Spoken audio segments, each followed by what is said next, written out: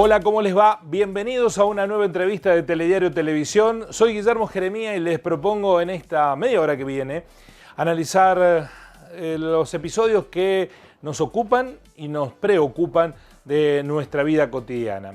Hoy tenemos el gusto, el placer de saludar y compartir este tiempo con el economista Fabián Amico, que es docente universitario, investigador de IED, UMED, que, bueno, debe tener por estos días trabajo a destajo. ¿Cómo le va, Fabián? Gracias por aceptar esta charla.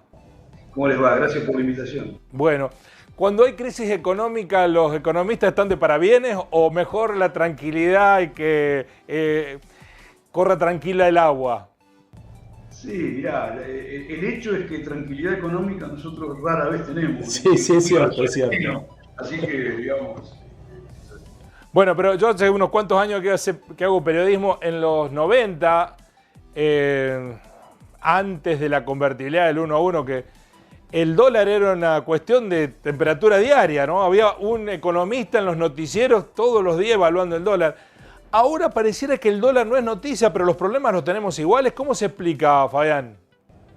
Mirá, lo que pasa es que hoy tenemos distintos dólares.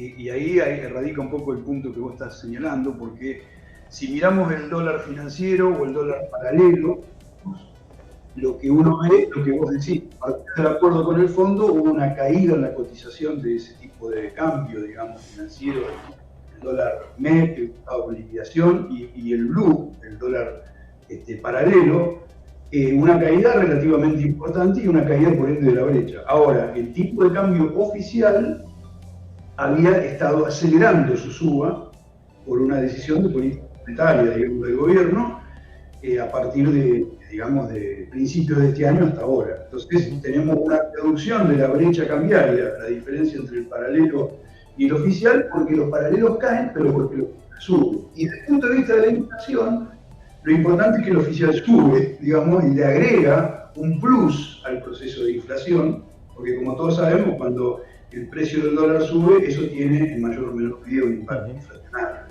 Esta parece haber sido una condición impuesta por el acuerdo con el Fondo Monetario Internacional. Recuerdo haber hablado con usted en la radio tiempo atrás que nos dijo, bueno, si se acuerdan los términos que está anunciado, el acuerdo con el fondo va a generar un proceso de aceleración de la inflación. ¿Se estaba produciendo? Bueno, ahí hay un tema, ¿no? Cuando hablamos de esa oportunidad, seguramente yo me refería a una condición que está en el acuerdo con el fondo, que es mantener el nivel de tipo de cambio real que se dio en enero pasado, en enero del 22. ¿Qué quiere decir? Que a partir de ahí el tipo de cambio oficial tendría que crecer al mismo ritmo que la inflación. Y no es lo que está ocurriendo, porque crece menos.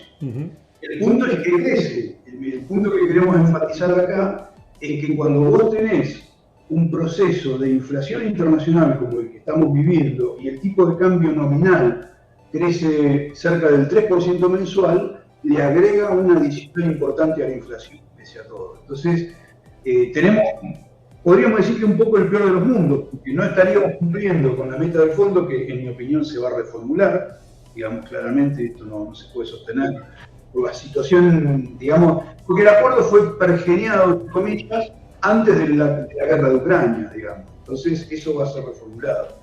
El punto es que entre la cuestión inflacionaria, el ritmo de ajuste que tiene el tipo de cambio nominal hoy de 2,5-3% mensual, va a tener que ser revisado a la baja, en mi opinión, si uno quiere tener un poco menos de inflación. Cuando menciona de que va a tener que ser reformulado el acuerdo, ¿está pensando en el corto plazo o en la posguerra? ¿En qué está pensando, Fabián? No, estoy pensando en el corto plazo, en la emergencia de este año, de los próximos meses. Básicamente va a ser, antes de esta situación era muy difícil cumplir las metas que se habían pautado con el fondo. Ahora es imposible directamente, entonces, y el fondo lo sabe, yo creo que va a haber alguna reformulación, tanto respecto a la regla fiscal, es decir, va a haber un aumento de los subsidios por el tema de la importación de gas que no estaba previsto en el acuerdo. Probablemente haya un ajuste menor del tipo de cambio nominal, por esto que estábamos hablando, entre otras medidas, digamos, ¿no? Y eso va a hacer que la meta de inflación no se cumpla, la meta de tipo de cambio no se cumpla y probablemente la meta fiscal tampoco. Sí. Pero me parece que va a ser una consideración de emergencia necesariamente de corto plazo, porque no, para que la inflación no se vaya a un lugar, digamos, que no queremos. Bueno, a propósito de eso, ¿hay riesgo de eso, de que la inflación se vaya a un lugar que no queremos? Porque ha habido, incluso en las últimas jornadas, en las últimas horas, interrogantes respecto de si estamos en el abismo hiperinflacionario. ¿Eso es así? ¿Será determinante lo que ocurre en marzo? ¿Hay miradas que son más apocalípticas respecto de los números de marzo? ¿Usted qué piensa o qué números maneja respecto de lo que va a dar a conocer el INDEC? Mirá, ahí hay dos cuestiones que hay que separar muy bien. Hiperinflación no hay riesgo de hiperinflación, no por buenas razones, digamos, sino porque el hecho de que una hiperinflación es un evento muy anormal. Se tienen que dar condiciones que es muy difícil que se reúnan en la realidad de un país. Nosotros tuvimos un episodio, como vos sabés, a fines de los 80. ¿Cómo olvidarlo, no? Los que lo vivimos, imposible de olvidar. Por supuesto, pero aparte es como, te digo más, es como haber visto una pandemia, porque básicamente es un evento muy raro la hiperinflación. Si vos mirás en la historia de los países, Alemania en los 20 es un caso típico de hiperinflación que se estudia en economía mucho, y después la situación de América Latina, Argentina en los 80, y tenés algunos países africanos en medio de guerras civiles, con estados fallidos, y qué sé yo, pero si no tenés casos muy raros, es muy raro. Tuviste en Austria, en la misma época de Alemania, pero no es un evento muy típico. ¿Por qué digo por las malas razones? Porque para que haya hiperinflación, vos tenés que tener una estrechez de divisas muy aguda, mucho más aguda que lo que tenemos hoy, falta de dólares, que te obliga a devaluar mucho, y además tendrías que tener un nivel de resistencia salarial de parte de los sindicatos, como había en los 80 y que hoy no existe, para impedir que el salario real caiga ante una devaluación. Y hoy eso no pasa. Entonces, lamentablemente, ¿por qué digo por las malas razones? Porque la inflación en este contexto, por el motor que tiene, la inflación internacional, más el tipo de cambio, se lleva puesto el salario en el medio. Ese es el problema. La preocupación no debería ser, en nuestro caso, una hiper que no existe, sino que no te suba la pobreza, que no te caiga el salario, digamos. Esa me parece que es la posibilidad. Y ahí todos los registros están dando en el año un piso entre el 60 y el 70% de inflación. ¿Piso? Sí, porque estamos en un nivel de 55% de inflación, más o menos ahora, de acuerdo al número que salga. Y la perspectiva es que la tasa de inflación de los meses venideros no va a volver al 3 o al 4. Va a ser muy difícil tener, digamos, lo que estamos esperando es que no suba, digamos. Entonces me parece que hay una probabilidad alta de que el piso esté entre el 60 y el 70%. Entonces ahí ese es un poco el escenario, digamos, que me parece que hay que tomar en cuenta. ¿Es tolerable socialmente ese nivel? Digo, ¿tensa la cuerda? ¿A qué extremo? Sí. Eso, viste, yo creo que nadie lo puede predecir. El humor popular, viste, porque aparte no es como una función matemática. La gente soporta. Vos decís, qué bárbaro, ¿cómo se la aguantan? Y un día explota todo, qué sé yo. No lo sé decir. Lo que sí sé es que si ese escenario tiene un mínimo de razonabilidad, que yo creo que lo tiene, va a generar una erosión, un deterioro social y económico muy importante. Sí. Ese es el punto. Y además va a minar el margen de movimiento político del gobierno. Sí, seguramente. También ahí depende de cuestiones más políticas que quizás yo no soy el más indicado para analizar, pero digamos, al tener vos divergencias muy fuertes al interior del gobierno, también eso genera un marco de incertidumbre muy grande respecto de las políticas públicas, ¿no? Sí. Entonces, ¿usted cree, Fabián, que el gobierno no acierta o que son estas miradas diferentes que se tiene frente al problema las que dificultan encontrar una solución? Porque pareció que Roberto Feletti había asumido con un ímpetu en la Secretaría de Comercio que quería imponerle una impronta diferente al control de los precios, sobre todo a la acción sobre los formadores de precios. Y ahora ha declarado esta semana que, bueno, que con lo que hemos implementado no alcanza para controlar la inflación. Como que le está reclamando sin ocultarlo que si no le dan un poco más de aval o lo acompañan en las acciones, es inútil hacerlo. Mirá, ahí la trayectoria de Roberto Feletti es interesante. Me refiero a su trayectoria reciente como secretario de Comercio, ¿no? Sí. Las etapas que atravesó en su gestión. Él entró, como bien decís, en la gestión con mucha decisión, con un diagnóstico de la inflación que apuntaba básicamente a que la inflación tenía mucho que ver con formadores monopolistas de precios, etc. Ese esquema, en una opinión personal, yo creo que no es una buena explicación de la inflación en Argentina ni en ningún lugar. Y fíjate que lo interesante es que cuando estos últimos días hizo alusión a esas palabras que vos decís, y dijo casi literalmente, yo magia no puedo hacer, Tal cual. terminó diciendo algo que sí es importante, que es, si no subimos las retenciones no podemos parar nada. Y ese es un tema que no tiene nada que ver con los formadores de precios y tiene que ver con la inflación importada. Y ahí él tiene un punto que para mí es central, que es un aspecto realmente verdadero de lo que está pasando. Y ahí el punto es que en el gobierno, como vos debés saber, hay una cuestión de, digamos, de resistencia política, incluso dentro del gobierno, a discutir el tema, por miedo a repetir la experiencia del 2008. Ahora, el problema es que esto, imagínate que es un maremoto que se nos viene encima y nosotros no tenemos la oportunidad de poner un dique para amortiguar el golpe. Y bueno, como dice Feletti, magia, porque, insisto, no es un problema de formadores de precios. Vos tenés en Brasil, yo estudié en Brasil tenés formadores de precios más concentrados que acá y la inflación es indígena. No va por ahí, me parece. Va por otros canales y hoy los canales claramente son esto: la inflación internacional, la política cambiaria. Por supuesto, si a eso le agregamos, por eso yo te decía la reformulación del acuerdo con el fondo, le agregamos un buen ajuste de tarifas, imagínate que la inflación va a ser más difícil de bajar. Ahora, aquí el escenario es el que justifica que se alcen para controlar la inflación las voces de la dolarización, porque jamás pensé en verlo, que sectores que vivieron denunciando durante años que Argentina se iba hacia la venezualización de su realidad social, ahora citan como ejemplo a Venezuela de control de la inflación. Jamás me imaginé que esto iba a ocurrir, pero bueno, nuestro país tiene esas particularidades. ¿Es por eso que se justifica instalar el discurso de la dolarización? No, mirá, por supuesto. Ahí hay algo parecido a lo que ocurrió con el éxito inicial de la convertibilidad, ¿no? Cuando vos venís con un proceso inflacionario particularmente que erosiona socialmente la economía, pone de mal humor a los trabajadores porque nadie alcanza para vivir, y todo es un fastidio, digamos.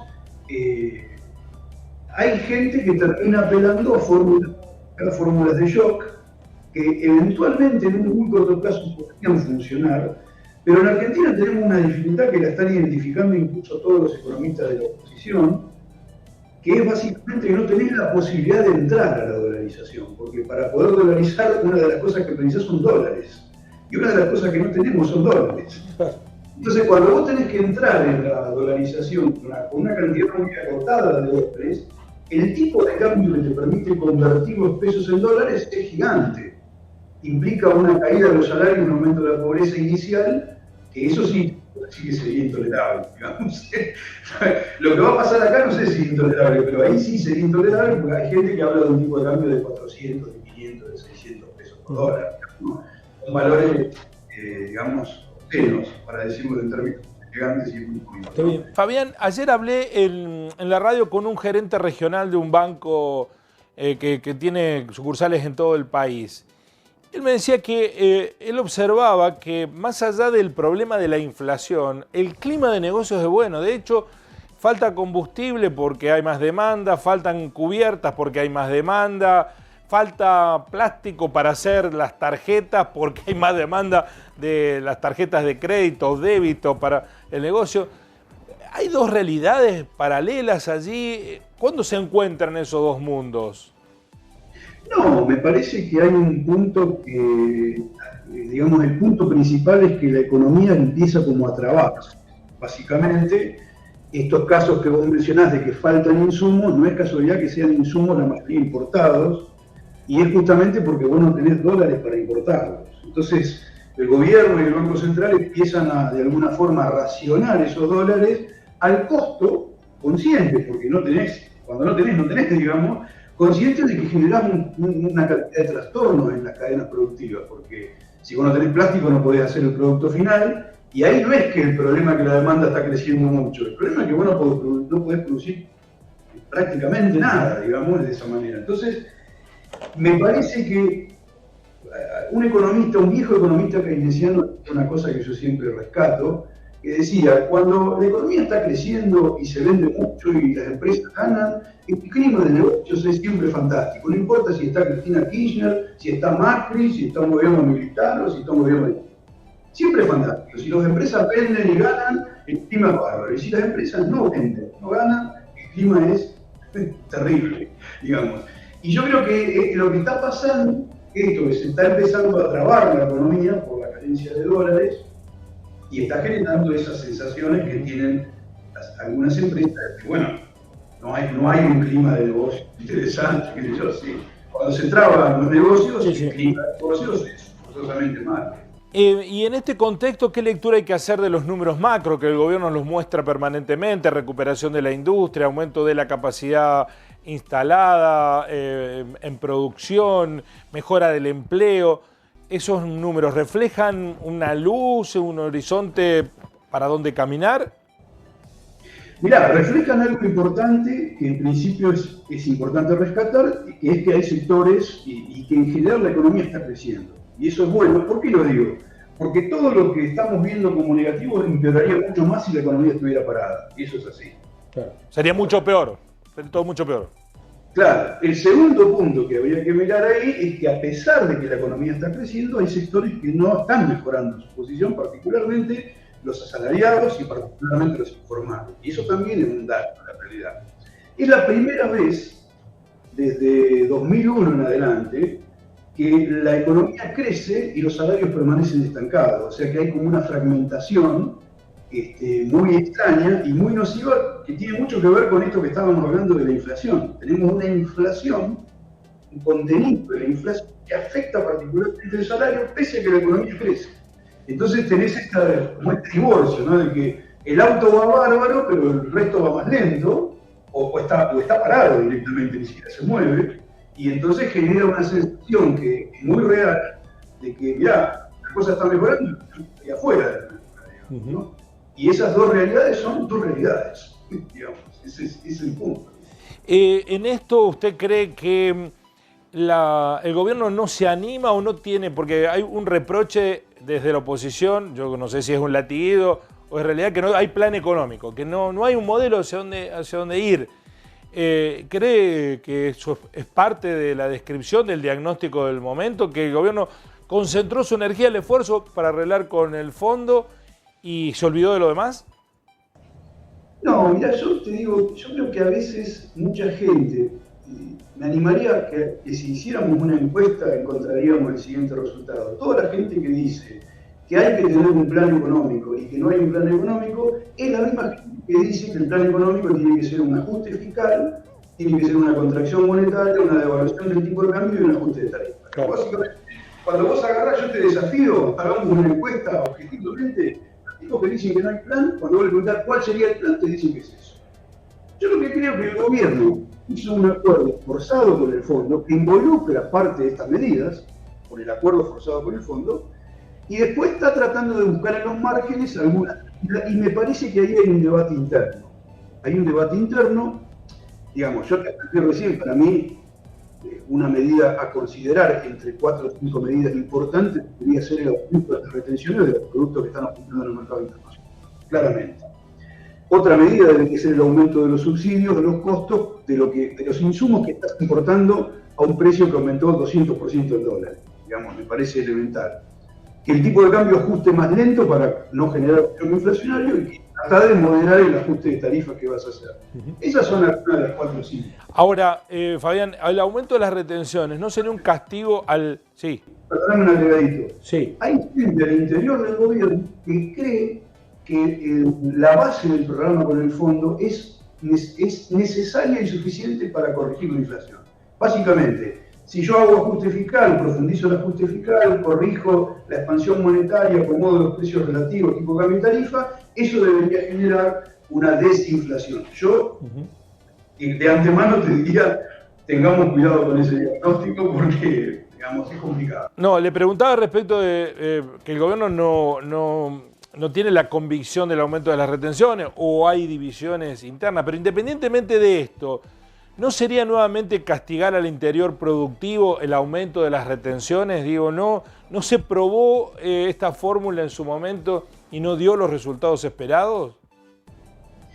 Mira, a ver, lo de castigar al interior. Yo soy del interior, estoy en una provincia de Buenos Aires, en un pueblo rural donde vive mi familia. Por eso hicimos esta nota de esta manera. Sí. Pero digamos, ¿qué te puedo decir? Si yo soy un productor agropecuario y hoy tengo una ganancia de 5% o de 2%, con los precios internacionales que tengo, lo más probable es que dentro de 3 meses gane 20-25%. Si yo en lugar de ganar 20-25% gano 10%, no voy a empeorar. Ese sería el plan. Que vos ganes un poco más, pero no todo lo que va a generar en la situación internacional. Ahora, vos tenés un punto importante, me parece a mí, que el gobierno debería tener mucho cuidado, que es el no repetir ni los procedimientos ni el esquema que se aplicó en 2008. Esto tiene que ser algo negociado con todos los sectores que integran el gran sector agropecuario, digamos. No es culpa del sector agropecuario que esto pase, es una situación internacional, pero tampoco es culpa de los trabajadores. Entonces hay que buscar, me parece, un punto razonable de acuerdo. Te digo, hay economistas de la oposición que han planteado la posibilidad de retenciones, digamos, cambiando, por supuesto, la metodología. Digamos, yo creo que es una medida que no tendría que quedar confinada a la fallida experiencia de 2008. No debería quedar ideologizada, digamos, y debería manejarse como una herramienta más con cuidado. ¿Con cuidado qué quiero decir? Si vos tenés productores que podés afectar con esa medida, tenerlos en cuenta. Pensarlo. Segmentarlas, como se pensó. Por supuesto, pero digamos, yo te pongo un ejemplo, el trigo aumentó más de 100% en dólares en el último año. ¿Entendés? Entonces, la gente que exporta trigo, si recibe un precio de 50% más en dólares, no va a estar peor. Digamos, evidentemente va a estar mucho mejor que antes. El punto sería hacer eso con el suficiente cuidado para que no genere ni suplicacia. Y aparte, perdóname, un agregado importante, debería formar parte de un esquema de emergencia ante esta situación internacional. Y eso también debería ser importante aclararlo, porque la suplicacia va a ser, bueno, vamos a poner una retención de 5 puntos más y queda para toda la vida, digamos, por así decirlo.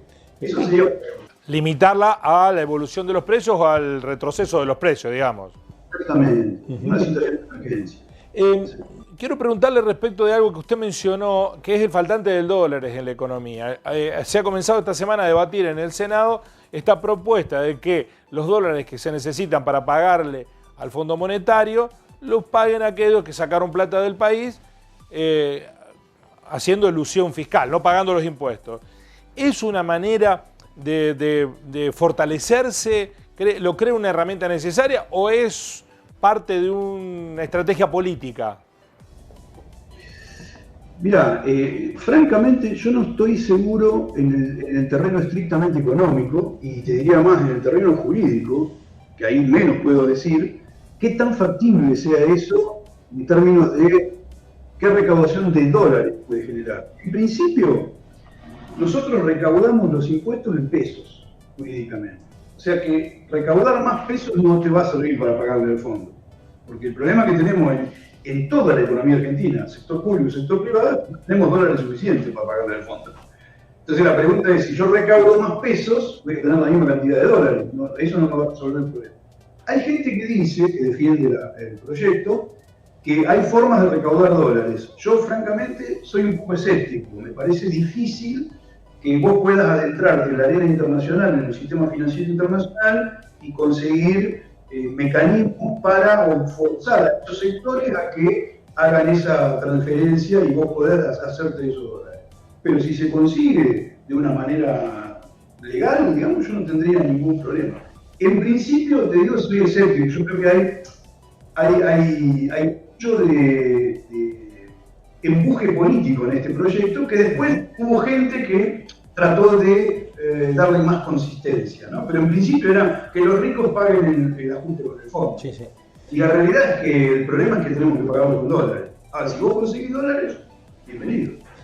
Usted investiga, pero también debe asesorar en términos económicos. ¿Cuál es la principal pregunta que tiene de aquellos que le piden asesoramiento respecto de el próximo trimestre? No quiero decir el próximo semestre, porque eso lo usaban como latiguillo en otro tiempo, pero en el tiempo que vendrá, ¿usted qué responde? No, la pregunta recurrente, hay dos preguntas recurrentes que aparte nos hacemos nosotros por cuenta propia, ¿no? Sí, pero me refiero que es el tema de la inflación, básicamente, y el tema de Argentina, básicamente, es este problema de la escasez de divisas que derivó, digamos, que se acentuó muchísimo y de una manera muy grave con el endeudamiento del gobierno anterior. Digamos, esos dos temas que están hoy muy relacionados son las dos cosas más pesadas que tiene Argentina, digamos. Después tenemos otros problemas, pero digamos, el tipo de inflación que tenemos hoy, ¿por qué digo el tipo de inflación? Porque entre 2003 y 2015, y no es para defender a ningún gobierno, es un hecho, es un dato, nosotros tuvimos inflación creciente de 2 dígitos, con suba de salarios reales, baja de la pobreza, crecimiento económico y disminución de la informalidad. Hasta por lo menos 2014. En 2014, con una devaluación, todo eso retrocedió y en 2015 se acomodó en un nivel intermedio. Pero hasta 2013 fue así. O sea, ¿qué quiero decir con esto? La inflación en general no es necesariamente perjudicial para la mayoría de la gente. Hoy sí lo está haciendo, porque tiene estos motores que decíamos.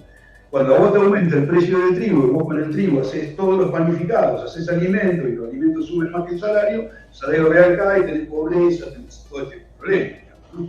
Entonces digo, ese es el tema de la inflación y el tema del cepo cambiario, ¿no? De la cuestión de la dolarización, que es para mí un tema muy relacionado con el comportamiento del tipo de cambio en Argentina. Si nosotros devaluamos 40% por año, para darte una idea, en los años 2000, Argentina fue el país que más devaluó en términos nominales en todo el mundo.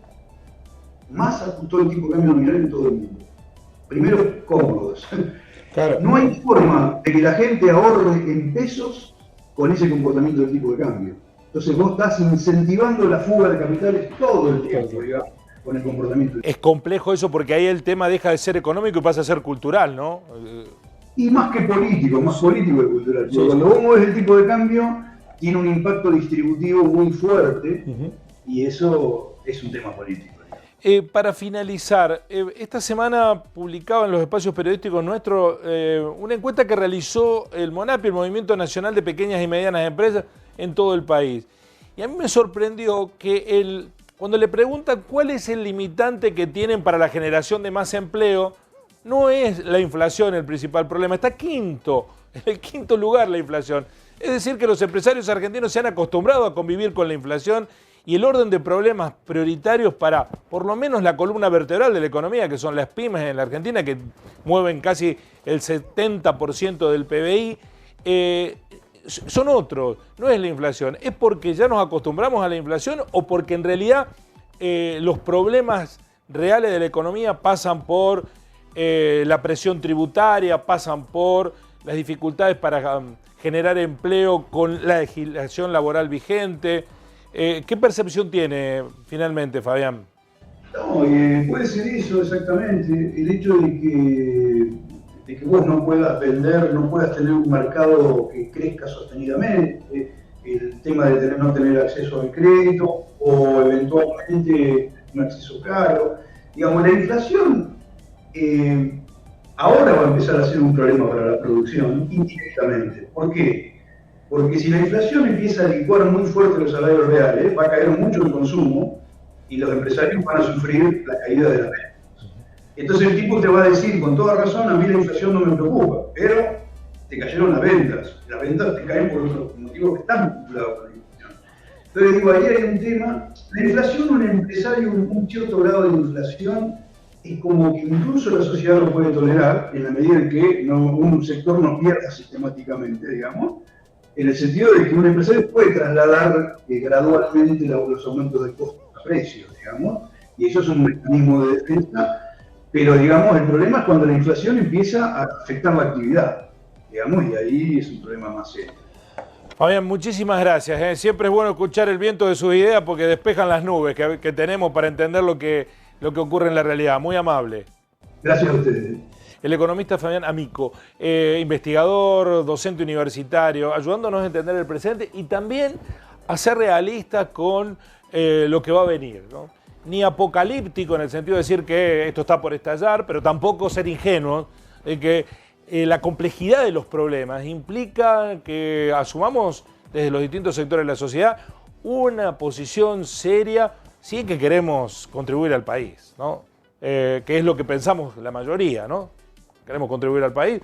¿O hay sectores que lo que quieren es que el país siga de postergación en postergación?